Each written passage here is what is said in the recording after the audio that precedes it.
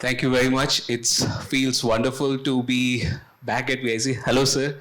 Dr. Mashilkar, Dr. Kelkar, having had us, Sir Preep, sir, so many familiar faces, so many people to catch up with. And it feels wonderful to come back to this program, which I had a very tiny part for a small period in helping contribute to and curate to. So I'm not going to take much time. I know we are running a little bit late, so I'm going to get straight into the heart of the conversation. I would want to invite all our founders and entrepreneurs to give a one-line introduction about what your venture does, currently what you are in terms of revenue or scale of impact, and what year of NCSI you were part of. So we can start, Mayur, with you. Yeah, thank you, Hitendra. Hello, everyone. I'm Mayur Shetty. I'm CEO of Blackfrog Technologies. We are a healthcare technology startup company based in a small town called Manipal in coastal Karnataka. We were part of the 2019 NCSI. We were winners of the urban category back then. A lot of things have changed since then. We've made significant progress since 2019. We had a proof of concept for a portable battery-powered refrigerator for healthcare. We work in the last mile transport of thermally sensitive biologicals like vaccines, blood, culture, serum, sputum. All of these biologicals require strict temperature control, and traditionally it's been carried with ice-based systems. Like you see Anganwadi workers and Asha workers use the blue boxes for carrying vaccines. That's been the challenge. It's been the bottleneck of transport of vaccines, and that leads to both economic burden of wasted vaccines as well as the public health nightmare where you give vaccines to infants or pregnant mothers, but they don't create that immunogenicity because they've lost the potency because of the way that we're carrying vaccines. As a solution to this, we developed a flagship product called Emvolio, and with Emvolio now, since COVID, we've helped deliver over 200,000 doses of effective vaccines in some of the most rural and remote regions of India. This is now the first product pre-qualified by WHO. Something that Mr. Kirloskar earlier said about how they were the first ones in a rural facility that was able to meet European compliance. Very proud to say that we were the first ones pre-qualified by WHO as a battery-powered vaccine carrier. With this, we are now scaling across Africa. We are helping transport organs as well. We've started transporting corneal tissues. I just want to stress upon that because transport of corneal tissues is a tricky challenge for healthcare. About 50% of donated eyes go to waste in India. In cities like Mumbai, it's close to 75%, where it's terrible to say that we keep asking people to donate eyes, but then there is a 75% chance we're going to discard it because of the way that we're carrying it. That's something that we want to solve by ensuring there is accountability in the way that we carry thermally sensitive biologicals. Thank you. Thank you, Mayor. Akshita? Hi everyone. It almost feels like being back at home, the place where it all started. Almost in NCSI, PIC was the place, the people who were one of the first believers in what we were doing. For us, the journey started in 2017 when we met this young girl whose name is Dipali, who lost her eyesight when she was in the first year of her college within a week. And her college was not ready to accept her back. She had to learn Braille for 2 years, which she was not able to get too good at that age. She spent next 3 years trying to get into mainstream education, but she was not able to get admission. She finally went to an open university. She would get printed books from there, had to go to an NGO to get it audio recorded, which typically took 4 to 6 weeks for one 300-page book. When we met her, she had 3 subjects books with her, and she said, for the next 3 subjects, I'll have to reappear. And we just picked up all her books, digitized it and gave it to her. And that's how Trestle Labs was born. And today it's a 7-year-old bootstrapped, profitable company, which started on this mission of making education and employment digitally inclusive for persons with blindness, low vision and dyslexia. And today, with the technology that we built, we are also solving some of the critical challenges around handwriting recognition. We have our technology, which is called Kibo, PIC especially holds a close place to our heart because the name Kibo, which is KIBO, knowledge in a box, was actually given by our mentor at PIC, who is Mr. Sanjay Kanvinde. I mean, and since then it has been an amazing journey of building Kibo. You can imagine Kibo like a magical talking table lamp. You keep any document, whether printed or handwritten, in any language under the lamp, and it can read it out to you in any language you want. We are bridging not only print disability barrier, but we are setting up Kibo today with Karnataka government in 2000 rural public libraries, bridging the literacy and language gap in those communities. And that's the empowerment that wouldn't have been there if PIC would have not supported us in those. I mean, PIC NCSI award in the urban category in 2018 was our first award, and that just paved the way for this 7-year-old journey and continuing to grow. Thank you so much. Thank you, Akshita. Dr. Lata. Good afternoon, everybody. It's like what she said, it's a pleasure to be coming back home. And these sessions are so inspiring that you get humbled and you feel there is so much to do and so little a time. I'm a practicing ophthalmologist since last 25 years, based in Thane city of Mumbai. 10 years back, my relationship with this social sector started as an ignorant citizen, from being an ignorant, privileged citizen, to how do I contribute to my own city. Being a practicing doctor, we are not trained in the jargons of social sector or finances. It's a totally different segment of education. But these 10 years have been enlightening, and I think the things which we have learned are so much more than what we spend our lifetime getting, skilled. I don't know how to express this, but I think many of you all here could resonate with this thought that, what we teach ourselves is so important, and what company we keep ourselves in matters so much. The space in which I started working was in environment, and menstrual waste was very high on my mind.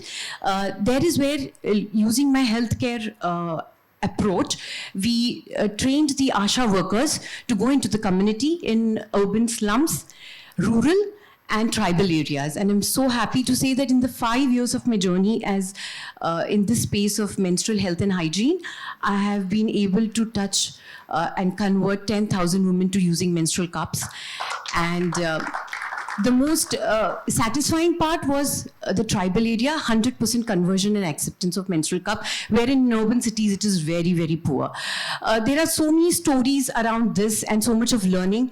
I wouldn't say this was the only place where I'm working. I'm learning every day how I can become better and do a lot to the planet, because ultimately all of us have to survive on this single planet.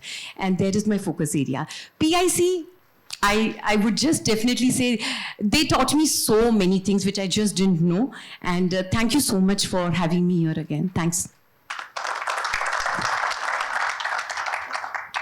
Namaskar. I run a startup called Padcare Labs, and we have developed this world's first technology to recycle the used soil pads as well as diapers. So I was one of the winner of NCIC 2018. And that time, we were a young graduate from out of college, just working on some mechanical projects with the gears. This is something I got to know and got chance to work with the PIC mentors. And since then, right now, we have one of the first factory, which is in Baner. It can handle up to 1 metric ton pads and diapers on a daily basis. And what we do that with our patented 5D technology, we recovered scientifically proven pulp and the plastic. And we recently started working with this kind of pulp to utilize into the fibers into different kind of cellulose derivatives. And then plastic we utilize to convert into this plastic granules back. Since last 7 years, right now I've scaled this journey almost in 23 cities in India. We are serving more than 1,200 client sites, impacting almost 1 million women in terms of their health and hygiene. And last financial year alone, we have recycled almost 100 metric tons of pads and conserve more than 300 metric tons of carbon equivalent. And we are aiming to take this indigenous technology across the globe, because this is just not about Pune problem or Maharashtra's issues. This is a global problem to maintain and provide sustainable solutions to tackle this kind of materials. Thank you. Thank you, everyone. So I have not been a career a person in the social sector. I mean, as I was as hardcore a capitalist as you can imagine. Till about 2015, I used to run a distressed debt fund, and one of the things that I always used to think when it used to come to social issues, right? It was always presented as a binary. That either you can do for profit or you have to do charity or rely on donation. And a lot of time that I got to spend under Dr. Mashelkar's guidance and under Dr. Kelkar's guidance, and I see Dr. Jyotsna Sitling here, we spent quite a bit time on social stock exchange for not-for-profit, was how do we find midway solution which allow impact to be created at the same time creation of for-profit enterprises. In this journey, I think when I was associated, I was working on a day-to-day basis, and I think I saw close to 1,000 applications.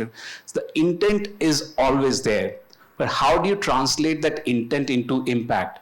Ajinkya, I have met in many avatars, so I, through the organization that I'm associated with, we are also investors in Ajinkya. Ajinkya has also appeared on Shark Tank India, for those of you who have seen it.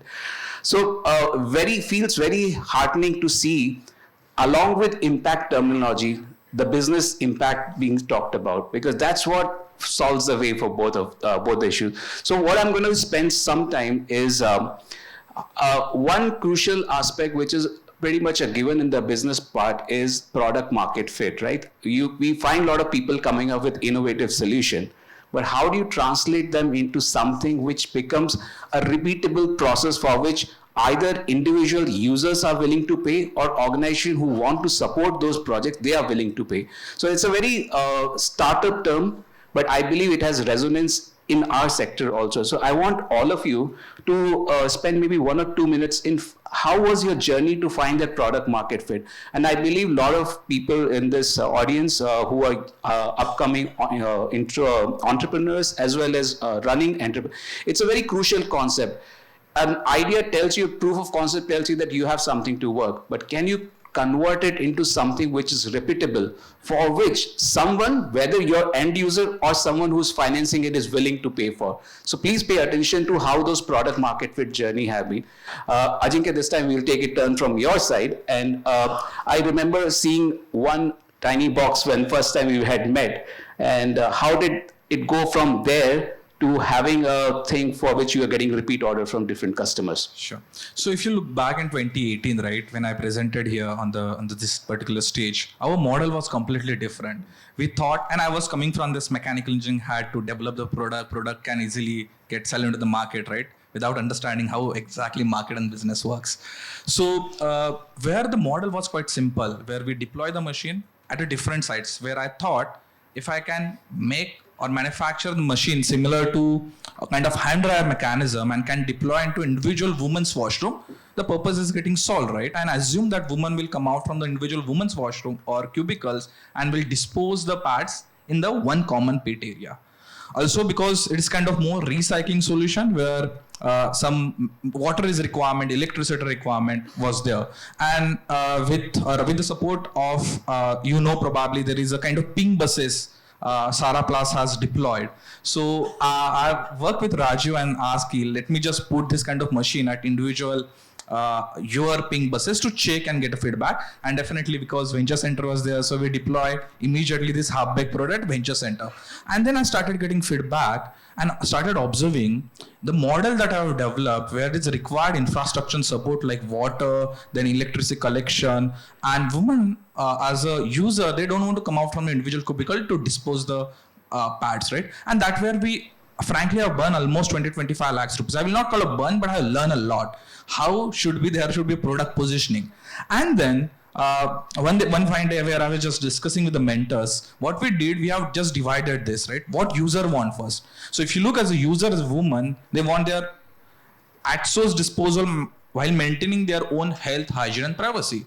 And waste pickers, our Safai Karmacharis wanted to have to handle this kind of hazardous material in more dignified way, on safety manner. And our Mother Earth was looking for more environmental conscious, a greener solution. So we changed that mechanism. We developed a Padcare bin that goes into individual women's washroom. So right now across India, we have more than 20,000 bins has been deployed.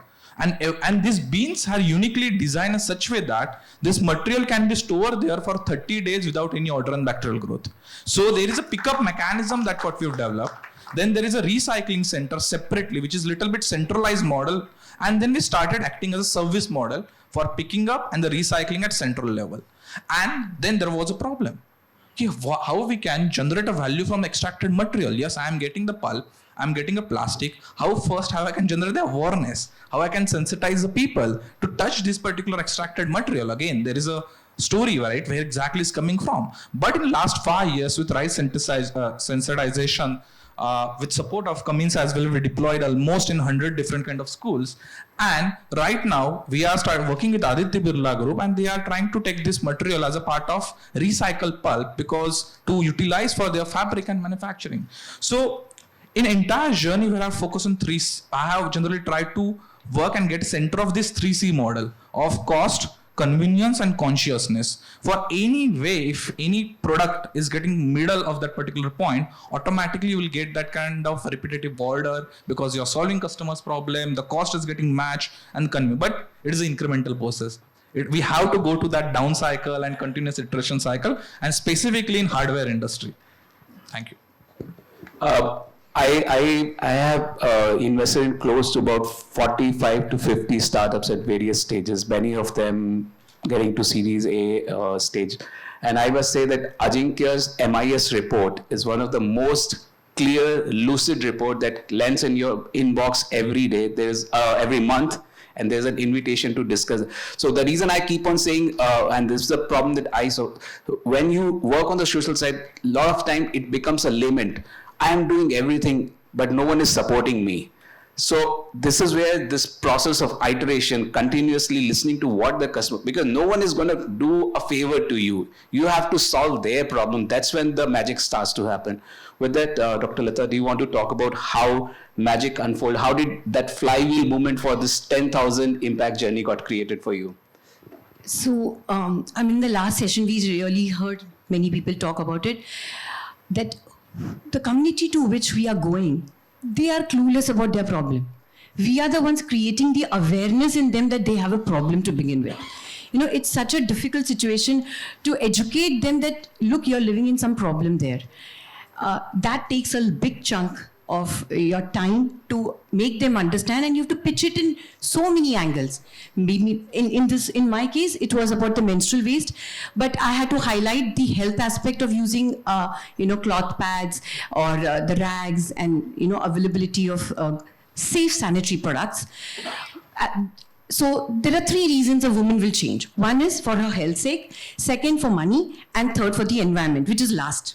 So where you go and how you pitch and try to educate is where you have to understand, to strategize and tell them.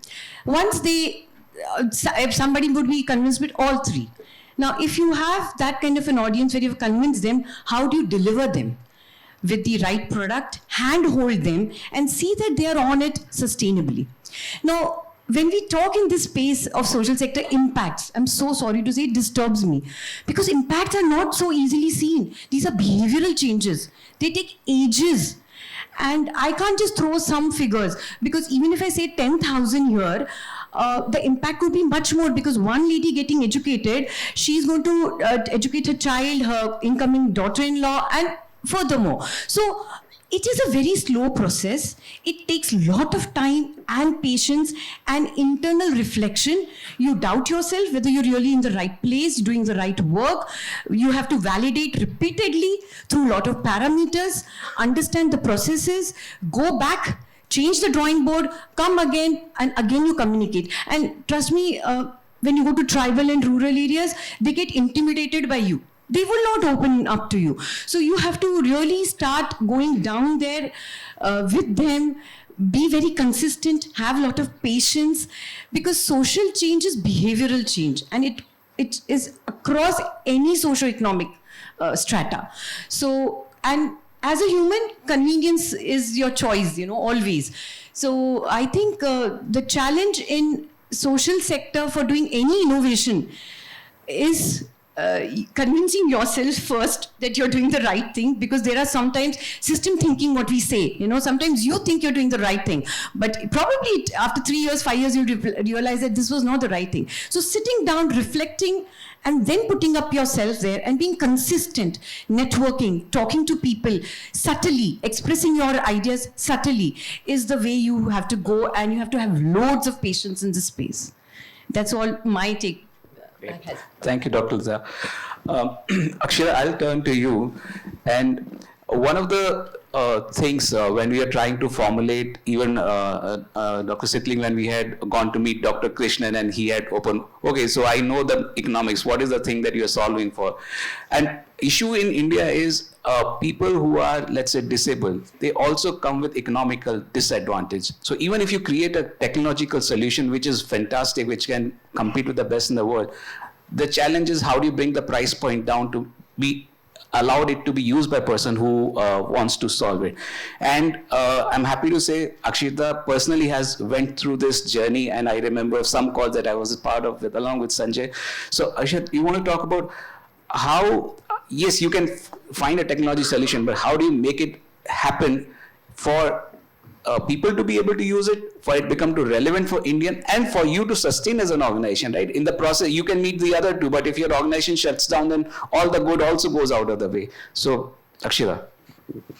Sure. I think this was a challenge that we were facing initially, especially when we were trying to build a product market fit. So just like, I think Ajinkya and Miss Lata also shared, we started with an engineering mindset. We said we want to build a product that can, read text. Of course, this was, like a engineer's thought. But to be able to validate it or to find the product market fit, like our team, we traveled across 5 different cities. We sat with almost 150 visually impaired individuals, all the way from early grade learners to people who are pursuing PhD, visually impaired individuals who are like parents, working at a bank, preparing for UPSC. I think all of those instances made us realize that the aspirations for persons with visual impairments were, hey, I want to become an IAS officer. I want to become a taxpayer. I want to buy a house for my parents. I think this was what Dipali had shared when we met her. She said, I want to take my parents out of that rented home to, a place that I buy for them.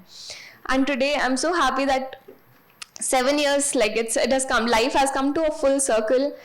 She started as our first user, and today, 5th of August 2024, she actually did the home puja, housewarming puja of her new house, which she and her brother bought for her parents with her own salary. She's been working at Trestle Labs with us for the last 2 years, and we have seen those aspirations coming to reality.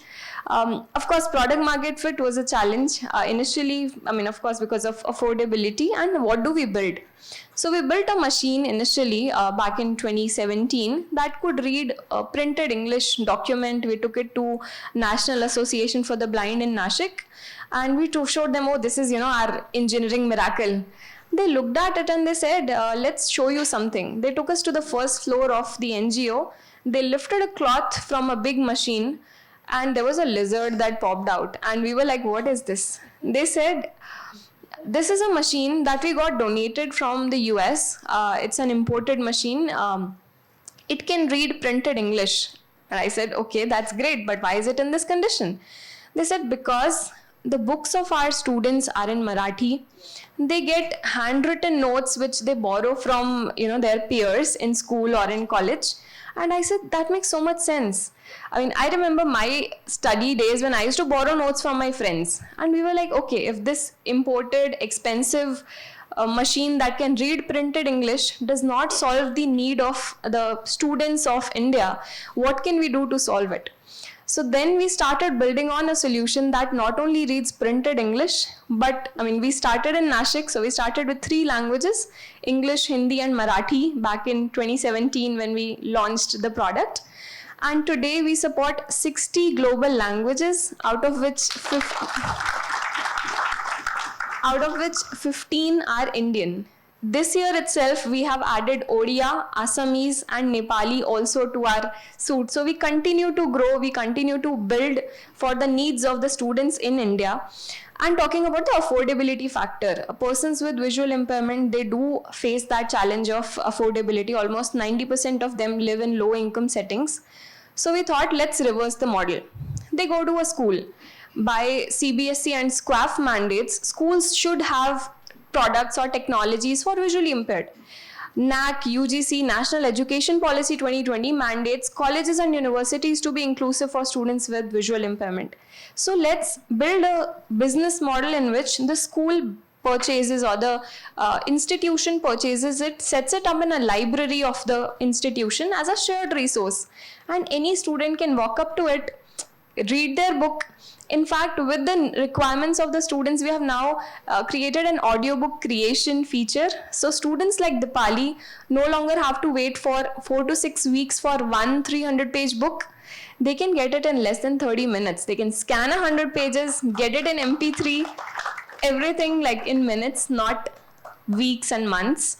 So I think with that, not only were we able to solve a need, but today we are seeing stories in which visually impaired students who studied using Kibo mobile application for their UPSC are now sitting as IAS officers with the Kibo Access table lamp in their office, and they read their official documents. Visually impaired professors assess the handwritten answer sheets of their students independently without having to have a reader. So that's how product. I would say the journey of product market fit continues to evolve as we stay close to our users, listen to their needs, and continuously evolve our product to suit those requirements. I mean, we got to know that people in Odisha want to have Odia as a language. So we worked on it, and we continue to do it and make our product even more market fit going forward as well. Thank you, Akshita. So one thing which is remarkable when PIC allowed this social innovation lab to be set up, we had 3 great minds who were directing the broad thematic thing that we could work on. Dr. Kelkar was instrumental in terms of how it should tackle the issue of public policy. Dr. Mashilkar's work was fundamental in the idea of how do you create less from more for more, right? So how do you find out those solutions? More from less for more. More from less for more. Sorry, sir. More from less for more. And then we had Professor Anil Gupta, who had given the inclusion framework as to how all of these solutions need to be ultimately solving for one of the exclusion that people are facing. Moving on to Mayur. Mayur again brings out another facet for social entrepreneurs. Now, a lot of times the problem that social entrepreneur is solving for, where end user is someone, and it needs to be paid from by some public resources, right? So someone else pays for it, someone else uses it. How do you solve for that problem? And I think Mayur, you've had a very interesting journey in terms of getting your solution put into public infrastructure where it is ultimately helping out. So do you want to talk about that? Yeah, sure. I think one of the aspects that social innovation is separate from typical businesses is that businesses look for opportunities. You look for how do you improve efficiency. Whereas with social innovation, you already know there is a very evident problem. It's an obvious problem, and we want to go about solving it, right? And as mechanical engineers, I think we love that. Like Ajinkya said, he had this mismatch of what do women really want versus what are we going to solve, right? And there is this joke that if you ask a team of mechanical engineers about maternal and child health, they will conclude finally that 9 pregnant women can deliver every single month. So, and that's essentially what we did too, because we solved a problem for transport of vaccines with a battery powered solution, and we expected ASHA workers, and almost 100% of ASHA workers are women, though, ones who carry vaccines to rural households, right? And we built a backpack mounted solution, and backpacks are backpacks are incredible if you want to travel long distances and stuff, right? But backpacks are not comfortable if you're going to wear a sari. It's super uncomfortable. And that was the first realization that we had when and essentially from what Hitendra talked about, the buyer is different from the end user, right? We design things for the buyer, not for the end user, and that kind of helped us to realize that it's going to be a problem moving ahead in terms of adoption as well. And after product market fit, I mean, product market fit was defining it was very easy because vaccines go bad because you use ice-based solutions, and we saw ASHA workers carry it in chai thermos flasks. Even for Pulse Polio campaign, the polio drops would be carried in thermos flasks with ice cubes in them, and when they would reach homes, the ice cubes would melt. So essentially, there's this vials immersed in a pool of muddied water, and that's not something you want to be put in your child's body, right? And a lot of us might be privileged to say that, you know what, this looks disgusting. I do not want this to be entering my child's body. But a large proportion of India depends on this public health infrastructure, so they don't have that choice. So now when we solve it, we as engineers, we assume it's going to work because it's a direct solution to a very evident problem. Over time, we realize that adoption is a big challenge in the field because ASHA workers would see it as a means to an end. It's a point A to point B solution. Ice boxes have been doing the job for over 30 years now. Why do I need to take this fancy new tool with digital electronics, and what if it breaks, and my boss is my medical officer is going to yell at me if it breaks? So there were a lot of these challenges, and what we learned was that it can't be a solution for that very obvious first problem. We had to improve on the value, and that's when we realized that we would conduct seminars across India where we would tell them, now this is a tool where you don't have to come back to the sub-center or the primary health center at the end of the day. All of the leftover vaccines, you don't have to discard it. You get to keep it at home because this is a plug and play system. It's a refrigerator where you can keep it running. You can increase the campaign duration for the subsequent days, right? You go on a Wednesday, Thursday, Friday, you're able to immunize. You don't need to travel 3-4 hours from the tribal settlement back to that primary health center. We made this elaborate case that at a sub-center, you're able to use it as a standalone application. I'm from Karnataka, and we have one of the highest rates of snake bite in the country.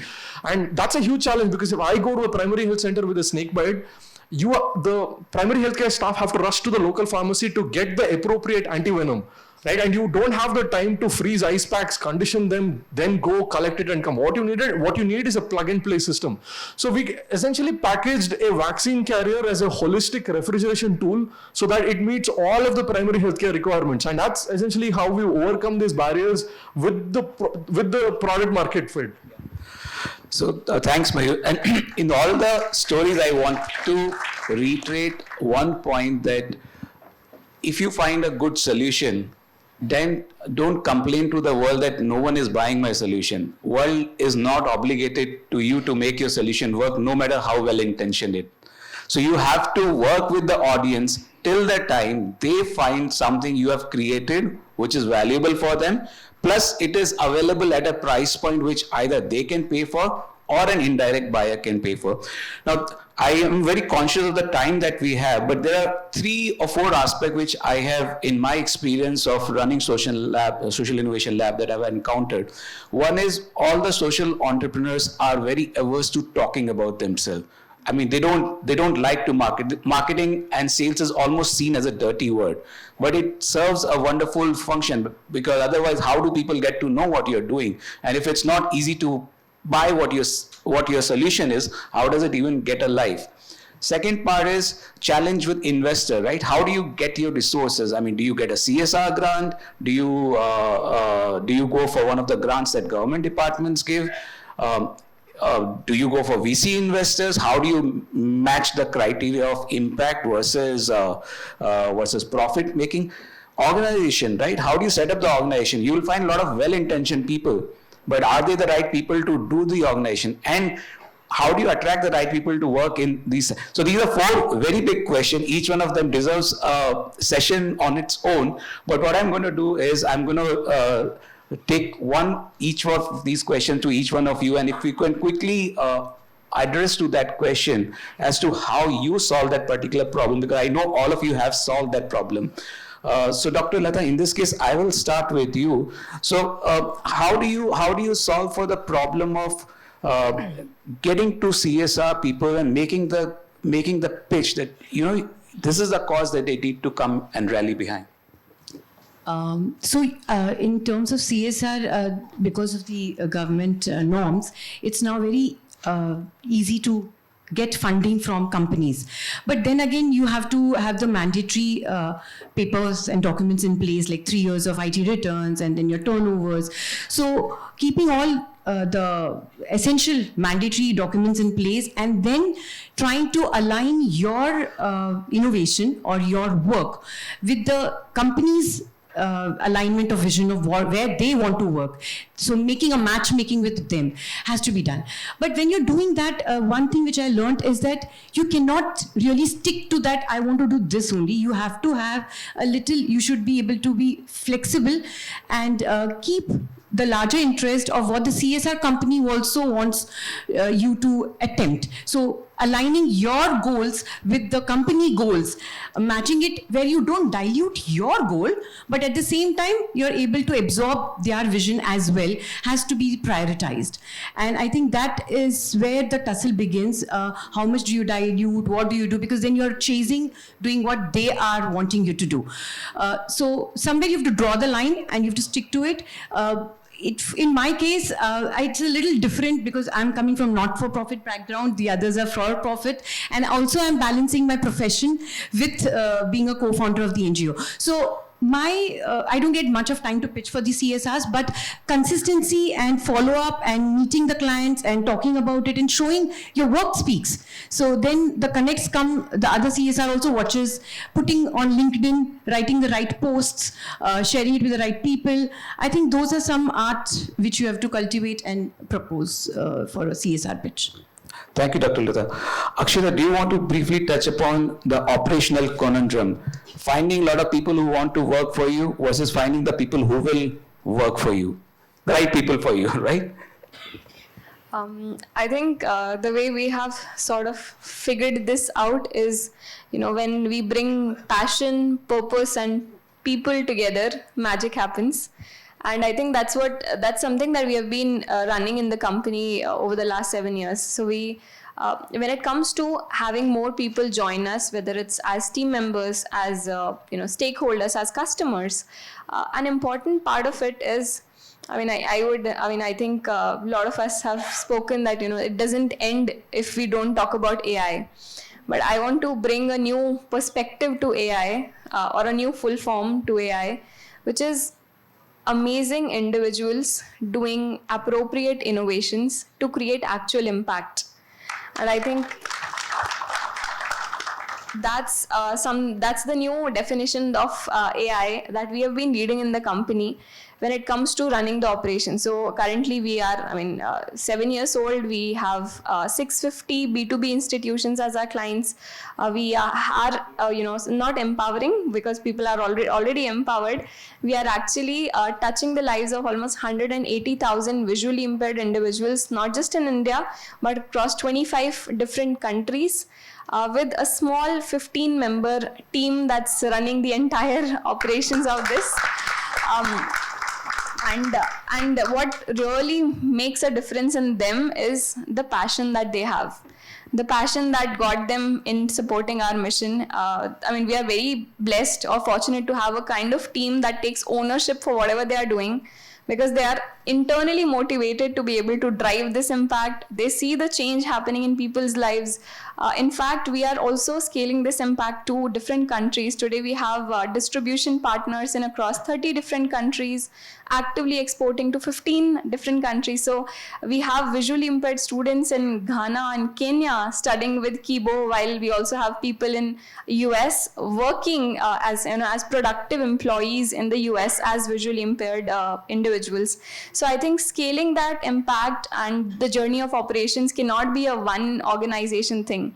We had to bring in the right stakeholders, the right distribution channels, the right team, the right people to be with us in this mission and take this forward. And I think all of us in this room are those amazing individuals who can definitely come together in some way or form, whether it's bringing the government support together or bringing funds, bringing people, bringing just the right mentorship, just like how PIC got in, to be able to help organizations like us scale. So I think solving the operational challenge is finding like-minded people in the new AI full form to create actual impact. The remarkable thing is Akshita is doing all of this with 15 people. So you have to really think, what kind of roles do you need? Are you getting the right people?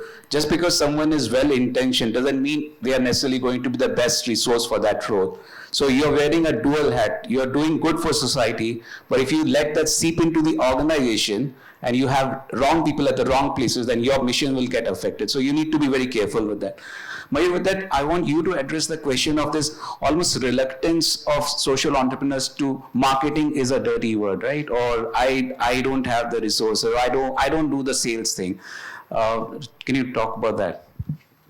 Yeah, so I think as social entrepreneurs, you're fundamentally trained not to talk about your profit margins, EBITDA, or your revenues, right? So, I mean, I know Hitendra asked me to speak about our revenue when we introduced ourselves, and I just unintentionally skipped over that.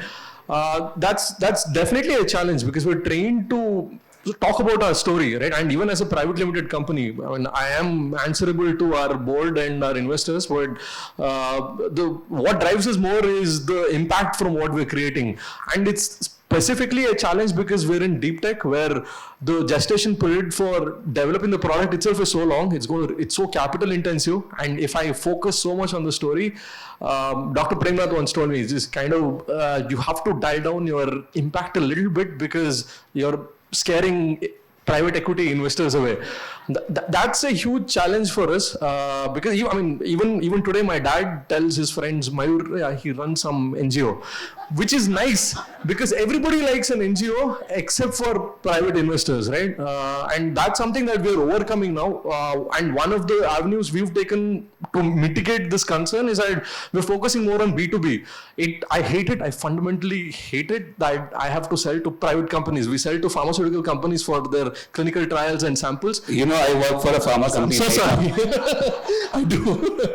Yeah, but I have to do that because I have to show B2B revenue and kind of roll back on public sector, on public health, so that I can demonstrate that there is a larger use case where I'm not overly reliant on CSRs and development agencies and government procurement. I have a steady source of income from life sciences like Indian Institute of Science or AIMS and all of the CROs who want to use portable refrigeration. So I think that's kind of how we de-risk this worry of social impact with private investors. Thanks, Mayur. And I want to put in one word. I had the privilege of working with Dr. Jyotsna Sitling on Social Stock Exchange, which is live now. And there are organizations, and most recently, I think Ronnie Screwlaw's Swadesh Foundation, they have done a 10 crore zero coupon, zero principal, 7-year bond, if I'm not mistaken. So I urge those of you who are choosing to go on the not-for-profit route, explore that as an option because that will bring in the right amount of accountability without you having to deal with Mayur's kind of journey. How do I sell? I don't want to sell, right? So with that, I want to have Ajinkya. Ajinkya's, and all three of them, I can say I deeply know that it's almost like I'm asking the question and I know what the answer is going to be, but for the benefit of the audience, I'll ask the question nonetheless. Ajinkya, I know, has gone through a gamut of investors, right? So to say, he has been part of DBT's program, he has had not-for-profit, he has had impact investor, and he has had private equity investors. So Ajinkya, how do you manage to be everything for everyone at one hour? So if you look, right, if I look back in 2018 again, generally before starting and developing the product, दिमाग में था कि is it I'm going to make a money out of it or just I'm just doing an engineering project, right? Just for the sake and satisfying my own probably ego. But it is a journey, frankly, right? At every stage you require different people to support you. And my journey started with the Venture Center in Sil Innovation Park, where we have received almost total combined from Department of Biotechnology as a part of BIRAC till that almost 2 crore through different grants, right? Without that money for the technological innovation or to take that risk to develop a technology like this into this particular field, it is not possible, right? And in that 0 to 1 journey where we have tap right resources from government grants, and we are lucky to have mentors who have guided what kind of grants can help. Then there are certain kind of CSR funds, like for me again, Saujanya here from Cummins Foundation, they help us to give that comfort zone initial stage to deploy this project or deploy this product or service as certain kind of schools or institution, right? Where CSR funds are bridging that particular gap from that MVP minimum viable product to actual deployment and take it on the next level. Then it started where I observed, right, I'm getting comfort zone, right, into these government grants and then CSR funds. I have to run this independently. And the base thing that probably Akshita has managed, right, how to run this with the existing business model, how best revenue or best to manage your own cash flow is getting money from your customers. And that's where we started building our own entire business model. But there are, again, it is very founder centric, right? What kind of mindset you are looking for? You are hungry, you want to replicate immediately in short period of time. So where I started pitching into the different kind of stakeholders, right? And luckily, again, how it is, I don't consider investors are just kind of, yes, they have their side effects as well, but it's a relation. So for me, my first investor as our part of seed round in 2020 was invested is Sanjay, because Sanjay started his own firm, right? Lavani Ventures, and he invested in the Padcare. Then Ren Matter come into the picture, Social Alpha, which is Tata back, they have invested, and then that cycle has started.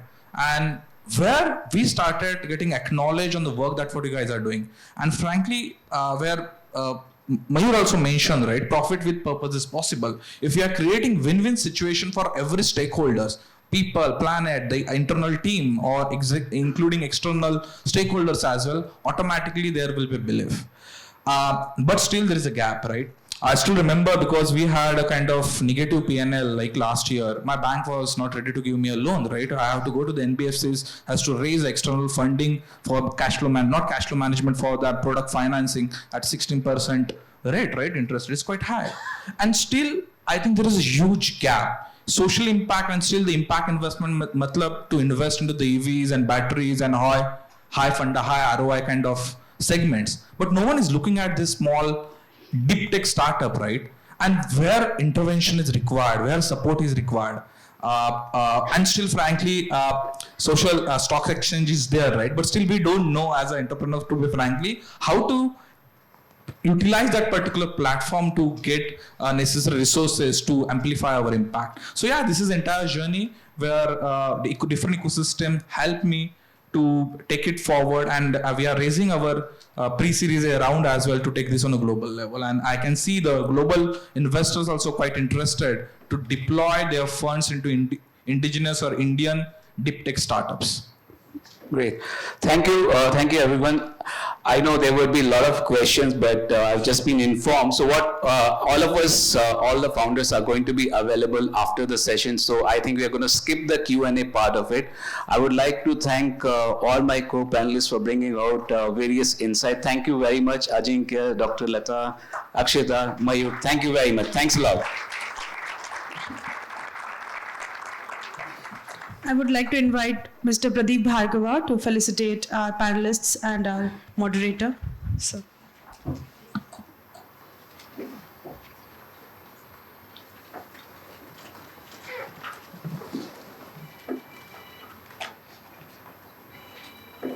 Can I be partial to the ladies first?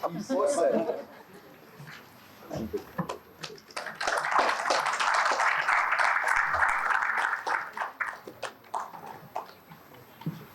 Thanks. Lovely. Thank you. Keep up the good work. Thank you, sir. Thank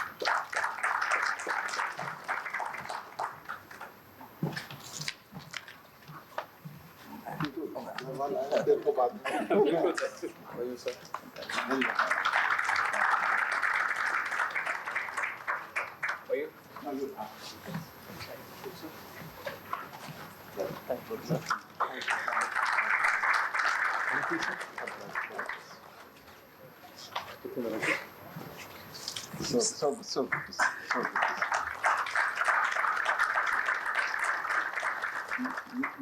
programme organise करना था फिर से मिलने के लिए thank you So, Oh yeah.